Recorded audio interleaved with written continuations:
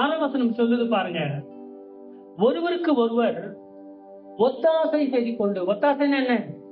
உதவி செய்து கொண்டு. ஒரு பிரதர் இன்னொரு பிரதருக்கு என்ன சொல்லுவாராம்? என்ன சொல்லுவாராம்? திடன்கொள் என்று ஒரு சகோதரனுக்கு இன்னொரு சகோதரி சொல்லுவாராம். சோ ஊழியத்துல ரொம்ப முக்கியமான ஊழியம், அடிப்படையான ஊழியம் என்ன அப்படின்னு சொன்னா, மற்றவர்களை நாம என்கரேஜ் பண்றது, மற்றவர்களை உற்சாகப்படுத்துகிறது.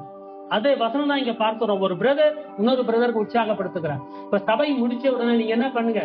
ஒருவர் என்ன பண்ணுங்க? விசாரிங்க, கேளுங்க. யாராவது புதிய விசுவாசி வந்திருந்தால், உங்களை நான் இப்பதான் புதுசா பாக்குறேன்னு சொல்லி அவங்களுக்கு நல்லா விசாரிங்க. இந்த இடத்துல வாசிக்கிறோம், ஒருவருக்கு ஒருவர் ஒத்தாசை செய்து திடன்கொள் என்று சகோதரன் சொல்லுகிறான் என்று சொல்லி வேதம் சொல்லுகிறது. அதே மாதிரி ஒரு சிஸ்டர் இன்னொரு சிஸ்டருக்கு போன் பண்ணி பேசி அவர்களை உற்சாகப்படுத்தணும்.